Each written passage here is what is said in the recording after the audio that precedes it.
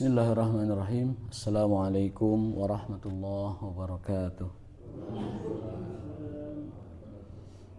Alhamdulillahirabbil alamin wal aqibatu lil muttaqin wala udwana illa 'alal zalimin. Asyhadu an la ilaha illallah wahdahu la syarikalah wa asyhadu anna Muhammadan abduhu wa rasuluh alladzi la nabiyya ba'dah. Allahumma fassalli wa sallim ala hadha nabiyil karim wa ala alihi wa ashabihi ajma'in. Amma ba'du. Allahumma subhanaka la ilma lana illa ma 'allamtana wa 'allimna ma yanfa'una wa zidna ilman. Rabbana atina fid dunya hasanah wa fil akhirati hasanah wa qina adzabannar. Bapak sekalian yang dimuliakan oleh Allah Subhanahu wa taala, kita akan lanjutkan kajian Tazkiyatun Nufus dari kitab Minhajul Abidin karya Imam Al-Ghazali, dan kita masih ada di tangga yang ketiga, yaitu tangga awaik, tangga atau tahapan menuju hamba Allah, tangga tahapan menuju hamba Allah, dan kita masih di yang ketiga, yaitu tahapan awaik, tahapan rintangan. Yang pertama itu tahapannya ilmu, yang kedua itu tahapannya adalah taubat, yang ketiga itu tahapannya adalah rintangan. Rintangannya itu ada 4. Yang pertama adalah kesibukan dunia, asyghalud dunia. Yang kedua adalah al-khalqu, ya, kesibukan kita dengan makhluk. Yang ketiga adalah asyaiton, godaan setan. Yang keempat adalah an-nafsu atau dorongan hawa nafsu. Nah, dorongan hawa nafsu itu banyak sekali bahasannya. Di antaranya adalah ketakwaan jiwa. Wa nafsi wa ma taqwaha. Allah bersumpah dengan nafsu, dengan jiwa, dan juga ketakwaannya. Wa nafsi wa ma taqwaha. Jadi jiwa itu atau an-nafsu itu ada yang takwa, ada yang fujur, ada yang durhaka. Jadi ada jiwa yang takwa, ada jiwa yang durhaka. Nah, kita sedang membahas tentang jiwa yang takwa, bagaimana mengupayakan ketakwaan. Sudah kita bahas faidah takwa ada 12 di dalam Al-Quran, ayat per ayat kita sudah bahas. Kemudian dampak takwa bagi ibadah itu ada 3, yaitu Allah perbaiki urusan-urusan kita, Allah berikan tambahan hidayah dan taufik kepada kita, dan Allah terima ibadah kita. Kemudian juga kita membahas tentang hakikat takwa yang disebutkan di dalam Al-Quran. Apa maknanya? Makna takwa yang pertama adalah khasyah wal haibah, rasa takut dan rasa hormat kepada Allah. Yang kedua, makna takwa dalam Al-Quran itu adalah at-ta'ah wal ibadah, ketaatan dan ibadah. Dan makna takwa yang ketiga dalam Al-Quran adalah tarku al-ma'asi, ataupun meninggalkan dosa. Hari ini kita akan membahas tentang manazilut taqwa, tingkatan-tingkatan ketakwaan, maratib at-taqwa, atau istilahnya itu level-level ketakwaan. Manazil dari kata manzilah, ya, kedudukan ataupun level.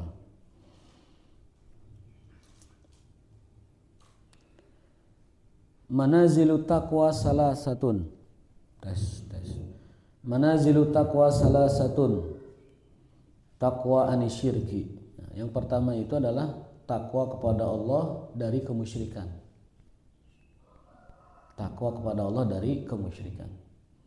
Baik itu musyrik yang berat, yang dapat mengeluarkan seseorang dari agama Islam, ataupun musyrik yang ringan, yang hanya merusak keimanan dan atau menghapus amal perbuatan yang saat itu dikerjakan. Kita sudah pernah membahas bahwa musyrik itu ada 2, ada musyrik berat, ada musyrik ringan. Musyrik berat itu konsekuensinya cukup serius, bahkan bukan cukup serius, sangat serius. Yang pertama adalah keluar dari Islam. Yang kedua adalah kekal dalam neraka jahanam, mukhalladun khalidina fiha. Yang ketiga adalah dihapus seluruh amal perbuatannya seumur hidup. Dalil Al-Qur'annya adalah lain asyrakta la yahbaton amaluka. Kalau kamu berbuat kemusyrikan, maksudnya musyrik yang berat, la yahbaton amaluka, seluruh amal seumur hidupmu itu diihbat, dihapus, dicoret. Itu musyrik yang berat, sangat merugikan dan sangat merusak. Dan contoh dari perbuatan musyrik berat itu kata para ulama adalah dirangkum dalam 4 hal, yaitu pengalihan ruku, sujud, kurban dan doa kepada selain Allah. Jadi kalau sudah ruku, sujud, kurban, sembelihannya, dan juga doa diberikan kepada selain Allah, diniatkan bukan untuk Allah, maka dia jatuh kepada syirik berat.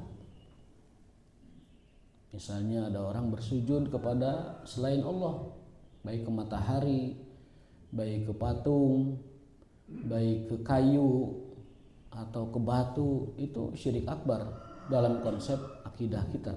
Dan konsekuensinya adalah tadi, dia berarti keluar dari Islam dan kekal dalam neraka jahanam, lalu dihapus seluruh perbuatan baiknya seumur hidup. Yang kedua, ruku. Kalau ada orang ruku kepada selain Allah, ruku kepada matahari, ruku kepada benda, ruku kepada makhluk, ruku kepada manusia, ruku ibadah ya, bukan ruku tanda sopan karena berbeda. Ya seperti kita kan mau punten kan nunduk dulu, punten ngalangkungan gitu. Itu mah kan bukan ruku, itu nunduknya nunduk tata krama, bukan nunduk penghambaan, jadi berbeda. Tapi kalau orang kalau sudah ruku ke makhluk, ya itu jatuh kepada kemusyrikan. Artinya dia mengibadahi dan mengagungkan makhluk tersebut. Lalu penyembelihan, masih ada di masyarakat kita orang yang menyembelih sesuatu bukan karena Allah, atau dipersembahkan kepada makhluk bukan kepada Allah, atau mungkin disajikan sesajen atau persembahan kepada dewa tertentu atau jin tertentu yang jelas bukan selain Allah. Itu jatuh kepada syirik akbar, syirik berat. Dan yang terakhir doa. Masih ada di antara kita yang berdoa itu bukan kepada Allah, tapi kepada kuburan. Bukan ziarah ya, kalau ziarah dianjurkan sekali. Nabi menyuruh kita ziarah. Ala fazuruha, ziarahilah makam-makam. Itu perintah Rasul SAW. Maka kalau bisa kita menziarahi orang tua kita yang almarhum itu tiap bulan, tiap 2 pekan, ya, tiap minggu juga boleh. Silahkan ziarahi keluarga-keluarga kita yang almarhum. Tetapi banyak sekali orang yang ketika diadakan sosial eksperimen, ya, seorang YouTuber itu nanya kepada para peziarah itu, memang ada yang minta, banyak itu minta memang ke sohibul qabr, itu tidak boleh. Karena tadi sujud, ruku, kurban dan doa itu harus semata-mata dipersembahkan, dimintakan kepada Allah, bukan kepada yang lain. Nah, kalau ziarah semacam itu berarti telah melenceng dari tujuannya. Tujuan ziarah itu kan mendoakan almarhum, lalu kemudian mengingat kematian, dan juga agar memperoleh kebaikan dari amal soleh berziarah itu. Gitu. Jadi bukan dari sohibul qabr itu sendiri, ya. Karena Al-Quran menjelaskan bahwa kamu tidak dapat mengetahui, ya, yang sudah meninggal itu kamu tidak dapat mengetahui atau mengenali siapa yang menyerumu, ya, atau mendengarkan siapa yang meminta kepadamu. Jadi ahli kubur itu tidak dapat mengetahui atau mengabulkan permintaan-permintaan orang-orang yang masih hidup. Adapun syirik yang ringan itu adalah syirik yang berkenaan dengan selain yang 4 tadi. Konsekuensinya juga tidak berat, maksudnya tidak seperti yang pertama. Konsekuensinya adalah tidak keluar dari agama Islam, tidak kekal di neraka, dan juga dihapus dosanya itu hanya yang sedang dilakukan saja. Ya. Contoh syirik yang ringan itu diantaranya adalah tatoyur, riya, ya. Hal-hal semacam itu menyebabkan amalan yang baru kita kerjakan atau sedang kita kerjakan itu hilang amalannya. Ya, ibadah karena riya ya hilang amalannya, hilang pahalanya.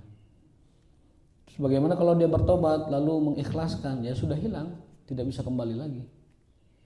Tetapi mudah-mudahan taubatnya dari dosa riya itu diterima Allah dan dapat menggantikan dari pahalanya yang hilang tersebut. Nah, kata Imam Ghazali, manazilut taqwa, derajat ketakwaan itu, ya, yang pertama adalah taqwa anisyirki, yaitu menjaga diri, ya, takwa kepada Allah dalam perkara-perkara yang berkenaan dengan kemusyrikan,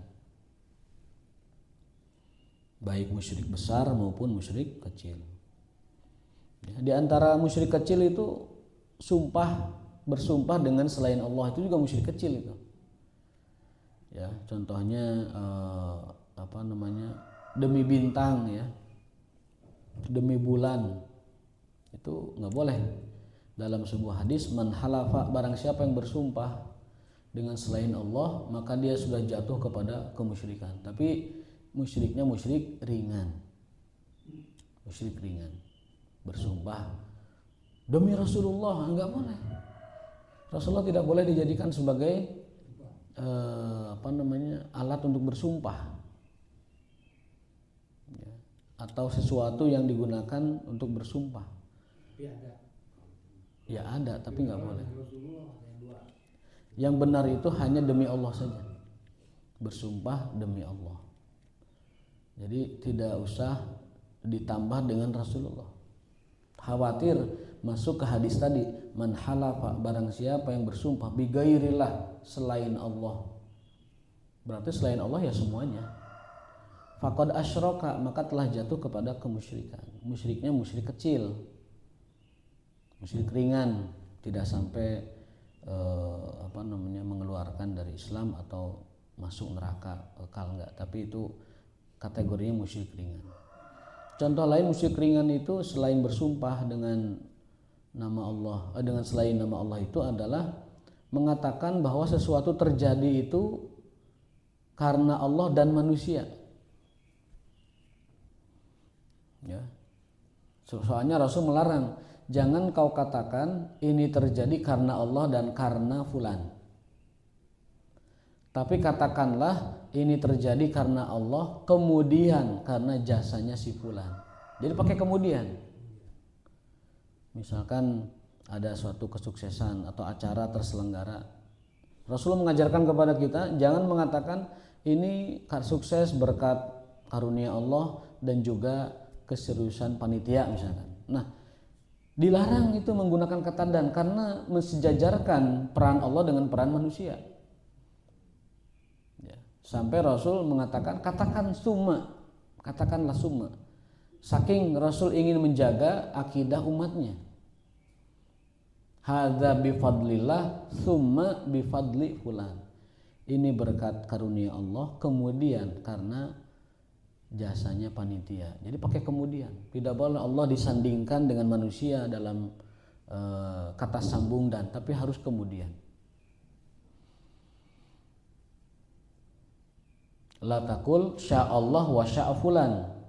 Tapi katakan kul sya'allah summa sya'a fulan. Kan gitu hadisnya ya.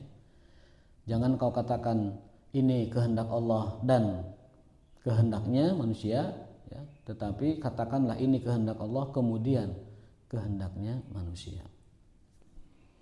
Itu derajat takwa yang pertama, yaitu takwa dari kemusyrikan. Yang kedua, Kata Imam Ghazali, derajat takwa yang kedua adalah takwa minal bid'ah. Takwa takut kepada Allah dalam urusan-urusan perkara-perkara yang termasuk bid'ah. Bid'ah itu apa? Bid'ah itu adalah perkara yang baru, dibarukan ya. Perkara yang diada-adakan dalam urusan agama. Bid'ah adalah perkara yang diada-adakan dalam urusan agama. Itu bid'ah. Jadi kalau selain urusan agama itu nggak ada kata bid'ah. Bid'ah tidak berlaku dalam perkara selain urusan agama. Contohnya penggunaan mix, penggunaan radio, penggunaan televisi, itu tidak berlaku hukum bid'ah karena itu adalah perkara duniawi, teknologi. Jadi salah kaprah kalau orang mengatakan bahwa bid'ah itu dialamatkannya kepada hal-hal yang baru dalam inovasi modern. Bid'ah itu dibatasi. Definisi bid'ah itu adalah al-muhdasat fi umuriddin. Perkara-perkara yang diada-adakan atau diinovasikan dalam agama. Karena apa? Karena ajaran agama sudah lengkap. Ajaran agama sudah final. Al-yauma akmaltu lakum dinakum. Kata Allah, aku telah sempurnakan ajaran agama kepadamu. Wa akmaltu alaikum nikmati. Aku sempurnakan juga nikmat kepada kalian berupa kemenangan. Wa raditu lakumul Islam madina. Aku telah ridho Islam sebagai agama, kan begitu. Jadi kesempurnaan Islam ini jangan dikotori dengan inovasi-inovasi baru dalam agama. Dalam dunia silahkan bebas. Kita lebih tahu dari para sahabat kalau urusan dunia. Bahkan kata Nabi SAW, antum a'lamu bi umuri dunyakum. Kalian lebih tahu kalau urusan dunia. Saat itu beliau sedang melihat sahabat menyemai, mengawinkan kurma, yang satu buahnya manis tapi kecil, yang satu buahnya gede tapi tidak terlalu enak, digabungkan supaya nanti hasilnya itu kurmanya besar dan manis. Kata Rasul, masalah nukar itu kalian lebih tahu lah. Bab nukar itu mah kalian lebih tahu. Tapi kalau urusan agama ya kembalikan kepada Rasulullah Shallallahu Alaihi Wasallam. Jadi jangan pernah memahami bid'ah itu dalam urusan keduniaan. Bid'ah itu dibatasi hanya urusan agama saja. Tidak ada bid'ah dalam urusan keduniaan. Urusan keduniaan kaidahnya itu lakukan apapun selama tidak ada larangan. Urusan keduniaan dari A sampai Z, dari ujung sampai ujung, dari utara ke selatan, urusan dunia mah lakukan sesukamu asal tidak ada larangan. Kalau urusan agama kebalikan kaidahnya. Jangan lakukan apapun kecuali diperintahkan. Jadi landasan beragama itu adalah menjalankan perintah. Kalau landasan berdunia itu adalah menghindari larangan. Ini kaidah yang kadang-kadang rancu di antara kita. Ketika menemukan masalah keduniaan, dicarinya di dalam agama yang gak akan ketemu kaidahnya, kecuali etiknya, kecuali moralnya ya, nilainya. Tapi kalau urusan dunianya ya tidak ada, karena Rasul sudah memasrahkan kepada umatnya urusan dunia kalian lebih tahu. Urusan agama itu urusan kaula, urusan kami. Jadi jangan diinovasikan. Jadi takwa yang kedua itu kalau kita memang ingin mencapai derajat takwa adalah takwa anil bid'ati, yaitu bertakwa kepada Allah dalam perkara-perkara bid'ah. Ada keuntungan besar kalau kita menghindari bid'ah dan menjaga sunnah. Dalam sebuah hadis Rasulullah SAW bersabda, man ahya sunnati hina tarokahan nas, barang siapa yang mengamalkan sunnahku di saat orang-orang meninggalkannya, falahu mi'atu syahid, maka baginya itu mendapatkan keutamaan pahala mati syahid. Dalam satu riwayat 40, dalam riwayat lain 100. Jadi kalau kita mengamalkan sunnah-sunnah yang sudah mulai ditinggalkan oleh orang-orang dan kita mungkin terasing karena itu, maka pahala jihadnya itu seperti mati syahid 40 kali. atau dalam riwayat lain 100 kali. Jadi itu keutamaan kita mengamalkan sunnah dikala orang melupakannya.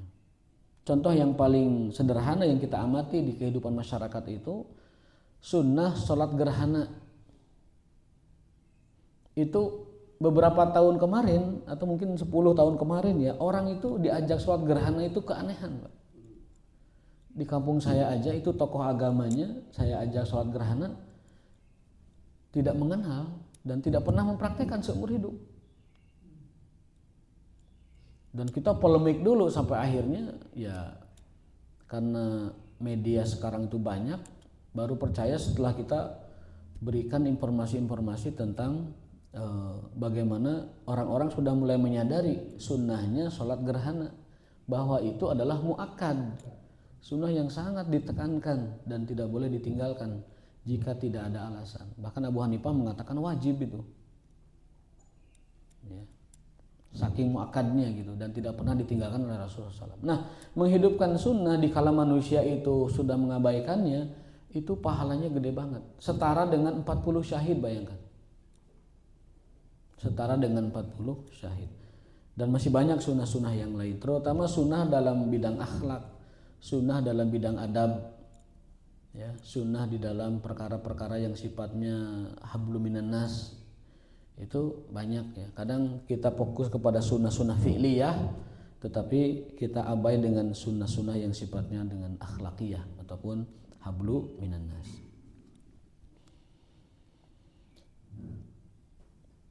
Dan takwa yang ketiga adalah takwa anil ma'asi al-far'iyah, bertakwa kepada Allah dalam perkara-perkara yang maksiat. Jadi takwa itu derajat, ya. Takwa pertama itu takwa dalam perkara menjauhi kemusyrikan, ya. Takwa yang kedua itu adalah takwa meninggalkan bid'ah, menjauhi bid'ah. Takwa yang terakhir adalah takwa meninggalkan dosa atau maksiat. Kalau kita boleh bahasakan lain, takwa yang pertama itu, ya, takwa dari kemusyrikan, artinya apa? Tauhid. Takwa tauhid. Yang kedua adalah atau iman, ya. Yang kedua adalah takwa ibadah. Takwa ibadah, yakni menjalankan ibadah sesuai dengan perintah Rasulullah. Karena kan takwa anil bid'ah. Takwa yang ketiga, takwa dari maksiat, kita boleh mengatakannya itu adalah takwa istiqomah. Takwa istiqomah, arti bertakwa kepada Allah dengan cara istiqomah meninggalkan larangannya. Dzakarul manazilis salas, manzilatul iman wa manzilatul sunnah wa manzilatul istiqomah. Nah, Imam Ghazali membahasakan lain, ya. Kata beliau, takwa yang pertama itu manzilatul iman, takwa iman. Takwa yang kedua manzilatul sunnah, takwa sunnah. Lalu yang ketiga manzilatu istiqomah, takwa istiqomah, ya, jadi iman, sunnah, istiqomah. Fahadza maqalahul ulama rahimahullahu fi bayani makna taqwa. Qultu wa ana wajadtu taqwa bima'na ijtinab fudulil halal wa huwa ma rawa bil khabaril masyhur an Nabi sallallahu alaihi wasallam annahu qala innama sumiyal muttaqun muttaqin litarkihi ma la ba'sa bihi hadaram an ma bihi ba's. Imam Ghazali dengan mengutip hadis Nabi tentang orang-orang bertakwa itu menyimpulkan bahwa takwa itu adalah tarku ma la ba'sa bihi hadaran amma bihi ba'sun, meninggalkan sesuatu yang tidak apa-apa agar terhindar dari sesuatu yang ada apa-apanya. Pahamnya Pak ya? Mudah-mudahan paham. Kalau enggak juga nggak apa-apa. Ya, karena rinciannya sudah di depan tadi. Ini ungkapan Al-Ghazali dari sekian panjang uraian takwa yang berminggu-minggu itu, beliau menyimpulkan satu kesimpulan. Takwa itu adalah tarku ma la ba'sa bihi hadaron mimma bihi ba's. Meninggalkan sesuatu yang tidak apa-apa agar terjaga dari sesuatu yang apa-apa. Kalau saya boleh menyederhanakan, meninggalkan perkara yang halal tapi berpotensi agar terjaga dari sesuatu yang haram. Meninggalkan perkara halal secara berlebihan agar terjaga dari perkara yang haram. Tarku fudulil haram khaufan min wuqu'i fil haram. Jadi menjaga diri dari terlalu banyak mengambil jatah halal supaya terjaga dari jatuh kepada perkara haram. Gitu. Ini kesimpulan beliau ya dalam mengartikan takwa. Apa contohnya kita terlalu larut dalam kehalalan? Contohnya apa? Larut dalam kehalalan itu apa? Makan berlebih, bergaul berlebih, apalagi berkegiatan berlebih. Itu kan halal sebenarnya. Boleh-boleh saja, tapi kalau terlalu berlebihan itu bisa jatuh kepada yang haram. Terlalu banyak bergaul, lupa waktu, lupa ibadah. Terlalu banyak makan, kebluk, tidur terus, istirahat terus. Jadi penyakit juga kalau aspek kesehatannya. Terlalu banyak bicara juga banyak jatuh kepada mungkin kesalahan-kesalahan dalam berbicara, mungkin menyakiti orang, mungkin menggibah orang, mungkin juga lain-lain keluar dari. Jadi kata Ghazali itu, kalau kita ingin menjadi orang yang bertakwa, yaitu batasi halalmu supaya kamu tidak terjerumus kepada yang haram. Batasi pergaulan, batasi makanan, batasi konsumsi, batasi juga berpakaian, batasi semua yang halal. Bukan nggak boleh ya, tapi batasi supaya tidak terjerumus kepada yang haram. Tarku ma la ba'sa bihi, la ba'sa kan tidak apa-apa. Meninggalkan sesuatu yang tidak apa-apa, hadaron demi menjaga diri, amma bihi ba's dari sesuatu yang apa-apa gitu. Itu penjelasan, mudah-mudahan tidak membingungkan ya itunya.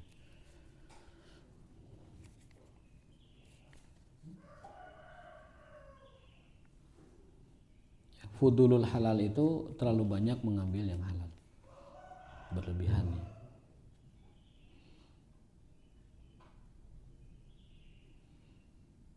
Nah, adapun di dalam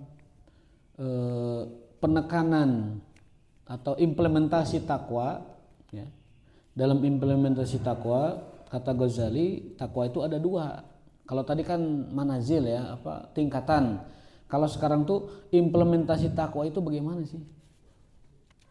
Tatbik itunya bagaimana gitu? Kata beliau ada dua. Takwa itu ada dua. Yang pertama takwa fardu, yang kedua takwa khair. Jadi ada takwa yang sifatnya wajib, ada takwa yang sifatnya itu adab saja. Jadi ada takwa fardu, ada takwa adab. Kebaikan gitu. Kalau takwa fardu itu tidak ada tawar menawar. Memang luzumu tarki an yalzama bitarkiha, memang harus ditinggalkan. Takwa fardu itu ya harus dikerjakan dan tidak boleh ditinggalkan. Artinya kalau ada larangan yang difardukan ditinggalkan, wajib ditinggalkan gitu maksudnya itu. Itu takwa fardu. Yang kedua takwa adab atau khair, takwa yang nilainya itu adab dan kebaikan. Nah kalau ini mah tidak terlalu wajib lah, tetapi sikap kita adalah al-habsu wal hisab, sebaiknya menahan diri dan sering-sering menghisab diri, mengevaluasi kita jangan sampai meninggalkan takwa fardu ya, dan hanya fokus pada takwa adab. Yang afdol adalah takwa fardu, takwa adab dalam implementasi ya. Dalam implementasi. Jangan sampai kebalikan, takwa adabnya diperbanyak, takwa fardunya tidak diperbanyak.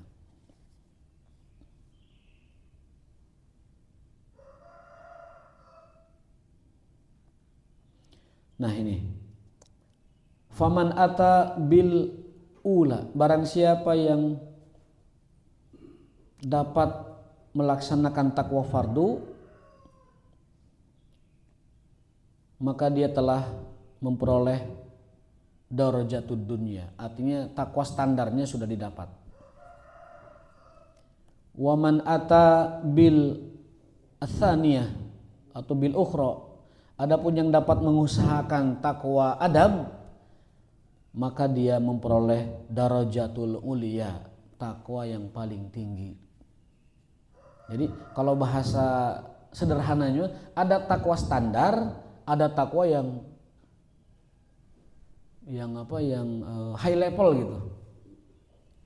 Ada takwa yang standar, ada takwa yang high level. Kalau orang disuruh meletakkan gelas di pinggir meja begini, ya, lalu dia letakkan di situ, ini takwa fardu atau takwa adab ini? Takwa khair. Takwa fardu, takwa adab ini. Ini disimpan di sini. Ini takwa fardu. Takwa standar. Sesuai perintah akieu we tah. Tapi kalau orang takwa adab, dia akan berpikir takut katoel atau ke tebas begitu, dia takkan di tengah gitu. Nah, ini takwa adab.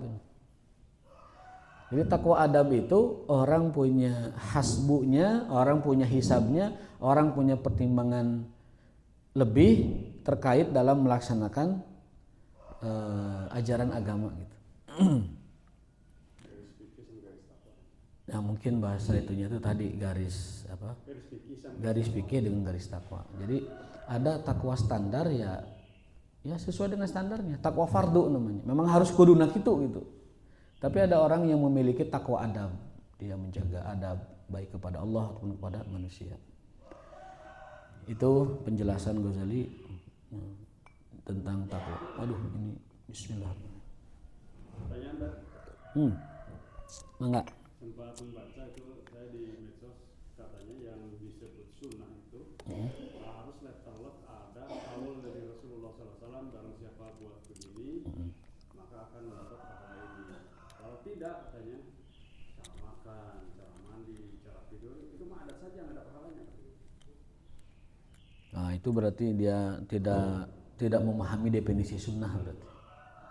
Sunnah itu kan kata Rasulullah SAW, kata para ulama ya, berdasarkan hadis-hadis yang ada ya, ma'udhifa, segala sesuatu yang dinisbatkan kepada Rasulullah SAW, min qaulin, perkataan, au fi'lin, perbuatan, au takririn, ketetapan, au khilqatin, sifat-sifat fisik yang berkenaan dengan fisik gitu ya, au khuluqin atau akhlak. Itu definisi sunnah yang lengkap itu begitu. Ma'udhifa ila Nabi SAW min qaulin au fi'lin au takririn au khilqatin au khuluqin. Segala sesuatu yang dinisbatkan kepada Rasulullah, baik perkataan, perbuatan, ketetapan, sifat dan juga perilaku. Dan semua berpahala. Ya? Dan semua berpahala. Semua berpahala. Semua berpahala.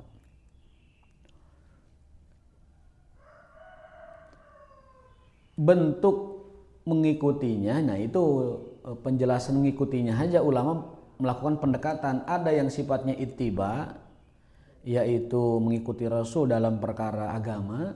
Ada ta'asi, mengikuti Rasul dalam perkara yang tidak berkenaan dengan agama. Tapi dua-duanya berpahala. Kalau berpahala, dua-dua berpahala. Tapi penekanannya saja ulama itu ingin menekankan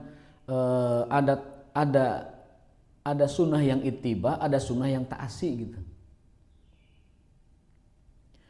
Kalau kita suka pakai baju putih, itu ittiba atau ta'asi? Itu ittiba, itu ta'asi. Karena baju itu kan orang bisa punya apa aja. Tapi kalau kita menyenangi baju putih sebagaimana Rasul menyenanginya, itu berarti ta'asi, berpahala. Kalau Rasul suka buah semangka, kan paling gemar beliau itu semangka sama waluh ya. Waluh semangka itu favorit beliau itu. dan dua-duanya bagus untuk pencernaan. Semangka untuk ginjal bagus, ya, terutama bijinya. Jarang bijinya kan dibuang bijinya itu, padahal itu bijinya yang paling hebat itu sama kulitnya. Semangka itu yang paling bagus justru kulit sama bijinya. Kita mah kalau waktu dulu di Sudan, kulit semangka itu dioseng, dimakan. Kulit semangka enak Pak, itu enak seperti waluh. Jadi jangan buang kulit semangka, tapi dioseng, harus pintar masaknya. Itu enak. Bijinya juga itu terbukti secara ilmiah, biji semangka itu justru kandungannya bagus untuk jantung, untuk ginjal segala macam. Ya, selain juga daging buahnya. Kegemaran Rasul nggak ada yang sia-sia, itu semuanya berguna. Yang kedua waluh, ya kan? Waluh itu beliau suka sekali waluh. Waluh yang pumpkin itu ya. Kalau di barat waluh jadi simbol Halloween ya. Jadi serem gitu kan. Nah, itu waluh kesukaan Nabi.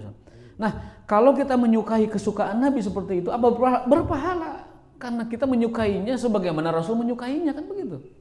Tapi sebutannya ta'asi, istilahnya itu ta'asi. Bukan ittiba. Kalau ittiba mah kita tahajud, menjalankan sunnah Rasul itu ittiba. Kita witir itu ittiba.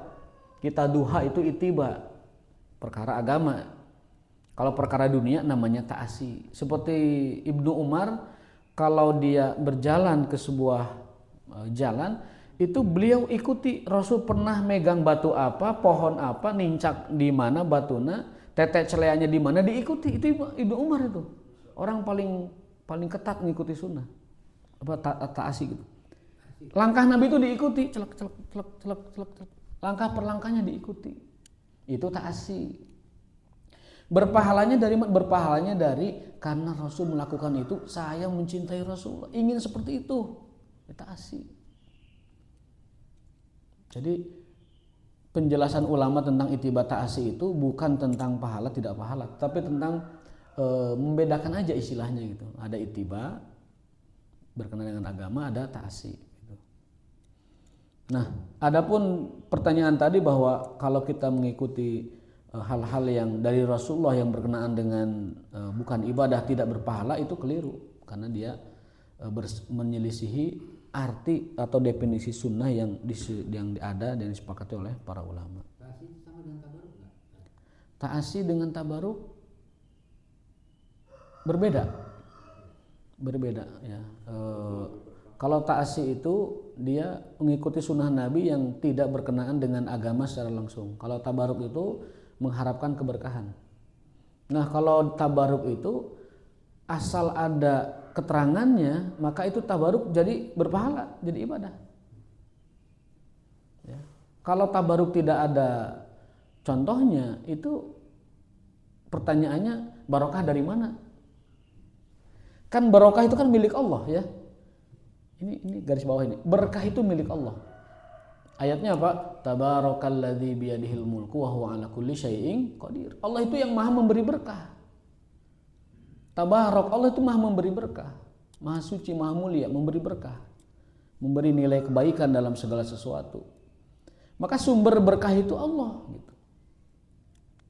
Bagaimana caranya kita memperoleh berkah dari Allah? Ya ikutin apa-apa tabaruk yang diperintahkan oleh Allah.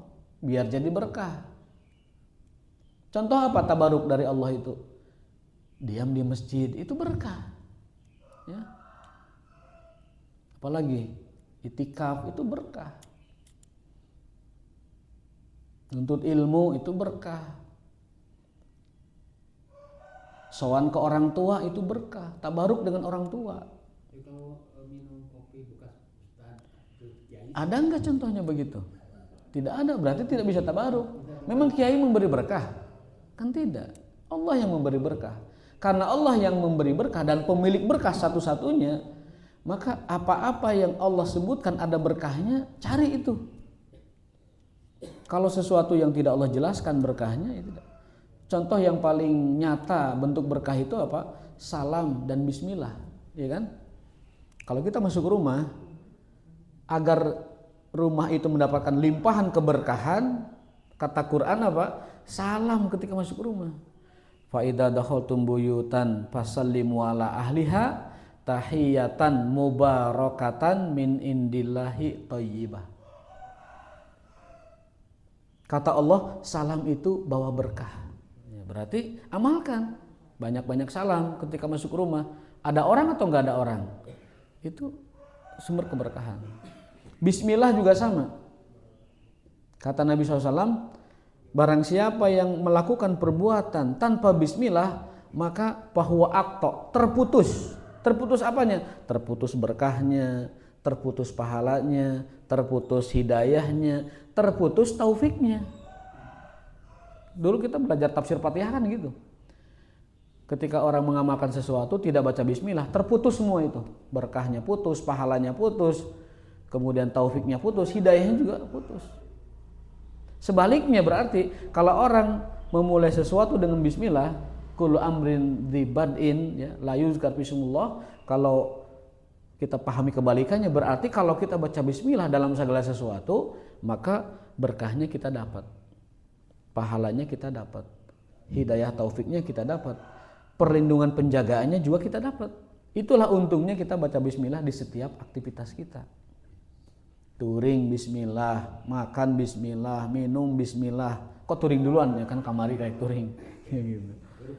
Baru kemarin. Jadi mendapatkan berkah itu sangat mudah sekali. Bismillahin aja segala sesuatu. Pakai sepatu bismillahan, pakai baju bismillah. Muntah apal doana bismillah saja cukup, ya.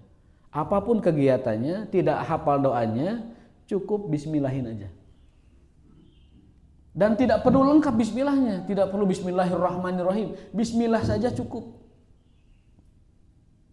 Tapi lengkap juga nggak apa-apa. Lengkap nggak apa-apa. Bismillah. Jadi, nah Allah menjelaskan keberkahan tuh ada pada yang kayak gitu-gitu tuh. Baca bismillah, baca salam, masuk masjid, tinggal di masjid, duduk di masjid. Bermujalasah kan gitu, baca Quran, itu kitabun anzalnahu mubarakun. Kalau apalagi Quran mah seluruhnya itu adalah sumber dan induk keberkahan. Allah telah menjadikan Quran sebagai, kalau kita boleh bahasakan itu gudangnya berkah. Kitabun anzalnahu mubarakun. Kami telah turunkan sebuah kitab isinya berkah semua gitu. Semua yang terhubung dengan Quran itu berkah. Ngajinya, bacanya, nyetaknya, ngejualna, melina, nyumbangna, semua berkah. Quran itu. Nah, tapi kenapa manusia bahkan nyari keberkahan, nyari barokah itu jauh-jauh. Berkah itu, berkah dia, nyangan berkah. Berkah mah aya di masjid. Berkah ada pada kamu mencium tangan ibumu, cium tangan bapakmu, ziarah ke makam orang tuamu almarhum. Itu berkah. Itu berkah. Tetapi kadang kita malah mencari berkah ke yang jauh-jauh. Ya itulah. Jadi pertanyaannya singkat tapi jawabannya melebar, enggak apa-apa lah.